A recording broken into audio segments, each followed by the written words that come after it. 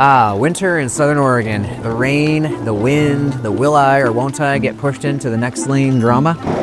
Beautiful, isn't it? Guess what? While you're shivering in your motorhome trying to convince yourself that this is cozy, we're here at Henderson's lineup with warm coffee, expert technicians, and the best time of year to upgrade your rig. Good. Why? Because unlike summer, when we're booked solid and your RV is on a waiting list longer than a DMV line, winter is the time. We've got availability to fit you in and give your RV the attention it deserves. Think of it as off-season training for your RV. It's the perfect time to upgrade your suspension, fine-tune your steering, or install that fancy new sway bar you've been dreaming about.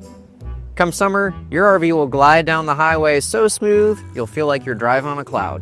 Well, a sturdy, well-balanced cloud. And here's the kicker. 10% off labor during our slow season.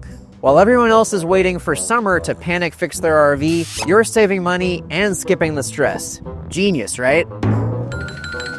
Let's face it, what else are you gonna do this winter? Stand outside in the rain and argue about whose turn it was to cover the RV? Or worse, drive it in the rain and hope the wind doesn't push you into next Tuesday?